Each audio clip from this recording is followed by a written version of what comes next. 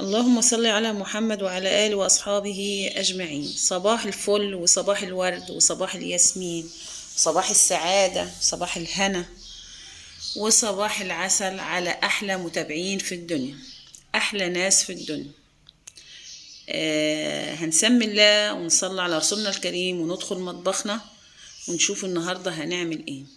لايك وشير وسبسكرايب، مطبخنا على قدنا مع مواريد، واللي ما اشتركش في القناة يدخل ويشترك في القناة. انا بشكر كل المتابعين الحلوين اللي دخلوا يتابعوني، احلى متابعين في الدنيا. صباحكم زي الفل. النهاردة معانا محشي كرنب، او حد طلب مني المحشي، يعني اعمل المحشي بس عايزينه لوحده كده، عايزاك تعمل لنا المحشي. تمام، اتبعوا الخطوات بتاعتي والطريقة بتاعتي. هيطلع احلى محشي واطعم محشي.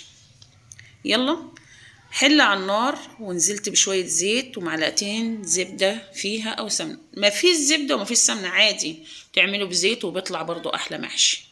تمام. بصلتين حلوين كده وفرمتهم او خرطتهم زي ما تحبوا، ونزلت بيهم في الحلة بتاعتي على الزيت والسمنة.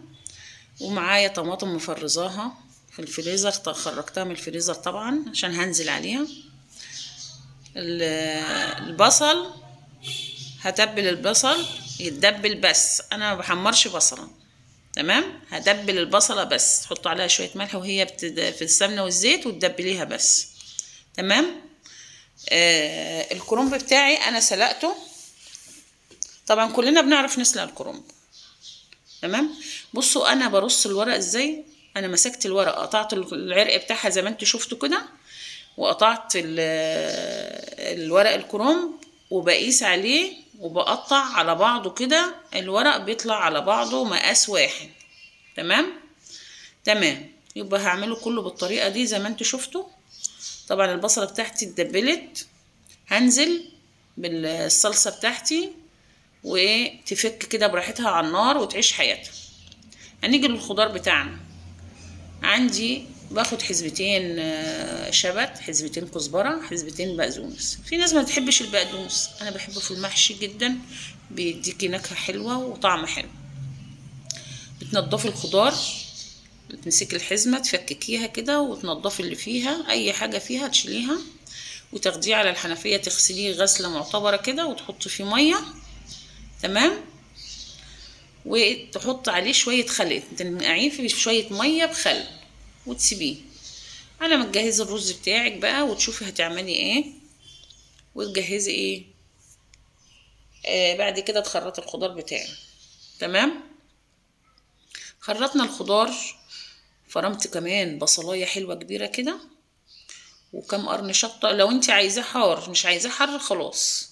فرمت كم قرن شطه كده وبصلايه كبيره حلوه كده، وخرطت الخضار وحطيته على بعض. هحط بقى ايه التوابل بتاعتي، ايه، مكعبين مرق دجاج او مكعب مرق دجاج على حسب الكميه بتاعتك اللي انت بتعمليها. فلفل اسود، كزبره ناشفه، وملح. عايزه تحطي كمون ماشي، مش عاوزه براحتك. كل واحد بيحب نكهه معينه يا جماعه في الاكل. عايزه تحطي قرفه حطي، عايزه تحطي بهارات سبع حطي، النكهه اللي انت بتحبيها حطيها. المهم تتبعي الخطوات اللي بتعمل بها الايه المحشي.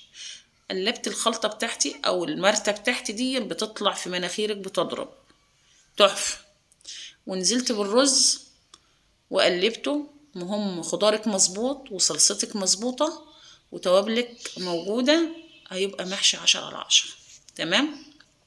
تمام، يبقى عملت الخلطة بتاعتي. وعندي العروق بتاعت الكرنب، بص قطعتها في الحلة اهي.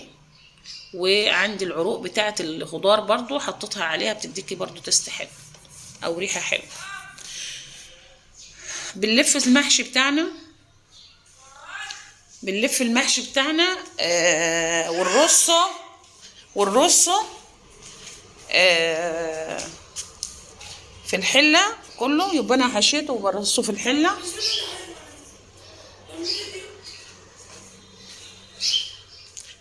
تمام. وادي الحله قدامكم اهو، على حسب الرص بتاعكم او اتجاهات اللي انتوا بترصوا بيها في الحله. تمام. هنسوي بقى محشينا. طبعا انا كنت عامله فراخ جنبه، لان في ناس بتاكل لحمه وفي ناس بتاكل فراخ، وعامله لحمه جنبه اهي. بس انا طبعا ما جبتش غير خطوات المحشي ده يا جماعه. عايزين تاكلوا ريحه وطعم ونفس وسوى، الحله تغلي، تحطوا المحشي وتحطوا القعد بتاعكم. تمام.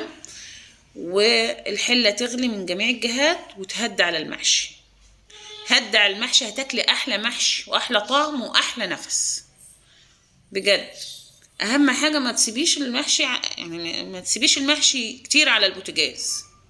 محشي هيغلي من جميع الجهات كده، وتروحي موطيه عليه، هديه عليه النار، هيطلع لك احلى محشي مستوى على الهادي و10/10 ونفس تحفه. انا بوريكم اللحمه ان هي استوت اهي.